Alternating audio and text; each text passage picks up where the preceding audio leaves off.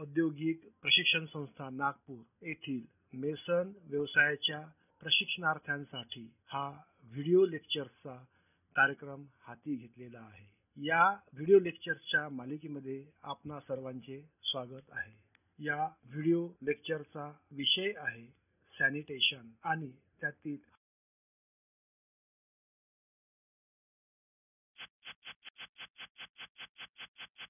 House drainage मध्ये 4 प्रकारच्या plumbing system वापरल्या जातात। त्यापैकी पहिली सिस्टीम आहे सिंगल स्टॅक सिस्टीम, तर दुसरी आहे वन पाईप सिस्टीम, तिसरी आहे partially ventilated single stack system आणि चौथी आहे टू पाईप सिस्टीम। आता पाहूया आपण सिंगल स्टॅक सिस्टीम। या सिस्टीमची रचना अतिशय साधी आणि सोपी आहे।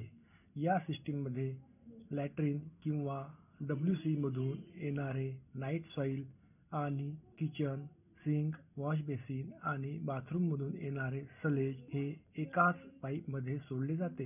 या पाईपला सॉइल अँड वेस्ट पाईप असे म्हणतात। हा सॉइल अँड वेस्ट पाईप इमारतीच्या वरपर्यंत नेला जातो आणि त्याचा तिथे व्हेंट पाईप बनतो। या सिस्टीम मध्ये सेपरेट किंवा वेगळे व्हेंट पाईप वापरले जात नाहीत। या सिस्टीम मधून फाऊल गॅसेस किंवा दुर्गंधीयुक्त वायू घरात शिरू नये म्हणून सर्व ट्रॅप्स ह्या इफिशियंटली काम करणाऱ्या असाव्यात व त्यामध्ये कमीत कमी 75 mm डेप्थ असलेले वॉटर सील असणे आवश्यक आहे। या सिस्टीम मध्ये फक्त एक पाईप वापरला जात असल्यामुळे याची रचना साधी सोपी असून त्याचे काम करणे म्हणजे कन्स्ट्रक्शन सुद्धा सोपे आहे। यामुळे हे पाईप किंवा ही प्लंबिंग सिस्टीम अतिशय स्वस्त पडते।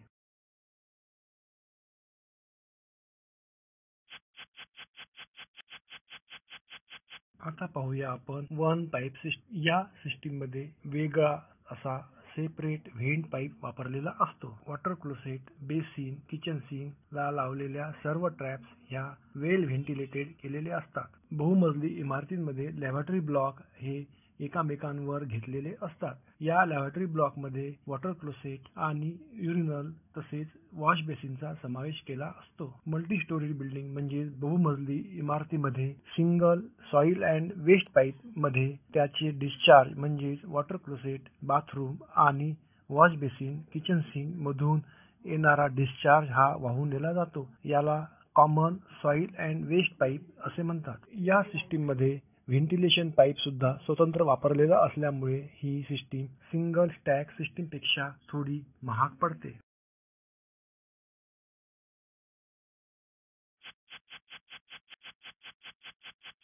Single stack system partially ventilated ही सिंगल स्टॅक सिस्टीम आणि वन पाईप सिस्टीमची सुधारित पद्धत आहे। या पद्धतीमध्ये WC, वॉश बेसिन, सिंक इत्यादी मधून येणारा डिस्चार्ज एकाच common soil and waste pipe मध्ये सोडला जातो। या वेस्ट पाईपला रिलीफ व्हेंट पाईप सुद्धा जोडलेला असतो। हा व्हेंट पाईप WC म्हणजे वॉटर क्लोसेटच्या ट्रॅपला व्हेंटिलेशन पुरवतो। इतर ट्रॅप म्हणजे वॉश बेसिन आणि किचन सिंकच्या ट्रॅपला हा व्हेंट पाईप जोडलेला नसतो।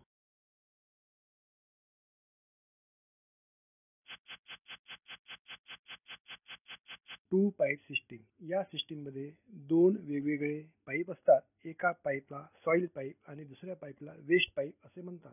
WC मधून येणारा डिस्चार्ज हा सॉइल पाईपला जोडलेला असतो। वॉश बेसिन, सिंक आणि बाथरूम मधून येणारा डिस्चार्ज हा वेस्ट पाईपला जोडलेला असतो। हाऊस ड्रेनेज मध्ये लावलेल्या सर्व ट्रॅपला व्हेंटिलेशन पाईप जोडलेला असतो। यामध्ये सॉइल पाईपला जोडलेल्या सर्व ट्रॅप्स आणि वेस्ट पाईपला जोडलेल्या सर्व ट्रॅप साठी स्वतंत्र व्हेंट पाईप लावलेले असतात।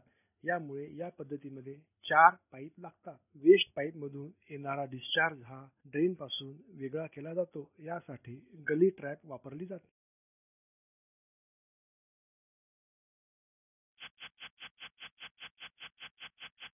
अँटी सायफनेज पाईप हा पाईप ट्रॅप मधील वॉटर सील मेंटेन करण्यासाठी वापरला जातो। ट्रॅप मध्ये व्यवस्थित व्हेंटिलेशन दिले असल्यामुळे ट्रॅप मधील वॉटर सील ब्रेक होण्याची शक्यता कमी होते, कारण सायफनेज ऍक्शन मुळे वॉटर सील अनेक वेळा ब्रेक झालेले आढळते। मल्टी स्टोरी म्हणजे बहुमजली इमारतींमध्ये वरच्या मजल्यांवर अचानकपणे जोरदार फ्लश केल्यास WC ला जोडलेल्या लहान लांबीच्या पाईप मधील हवा आतमध्ये सक केली जाऊन वॉटर सील ब्रेक होऊ शकते।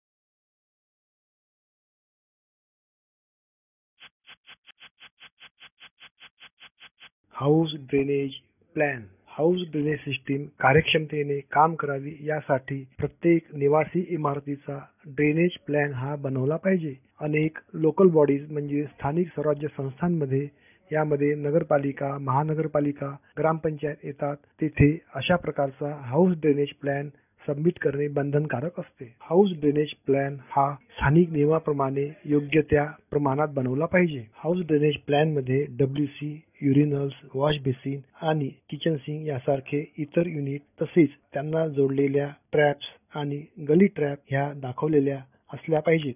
या हाऊस ड्रेनेज प्लॅन मध्ये हाऊस ड्रेनेज सिस्टीमचा लॉंगिट्युडिनल सेक्शन सुद्धा असला पाहिजे. यामध्ये वेगवेगळी अंतरे, इन्व्हर्ट लेव्हल, ड्रेनच्या साईज आणि लेव्हल ऑफ इन्स्पेक्शन चेंबर म्हणजे इन्स्पेक्शन चेंबरच्या लेव्हल्स, मॅनहोलच्या लेव्हल्स, ग्रेडियंट आणि इतर पोझिशन्स योग्य पद्धतीने दाखवल्या पाहिजे. जेणेकरून पब्लिक सिवर म्हणजेच मेन सिवर पर्यंत हाऊस ड्रेनेज कशा प्रकारे जोडले जाईल याची स्पष्ट कल्पना येईल. आपणा सर्वांचे अनेक धन्यवाद.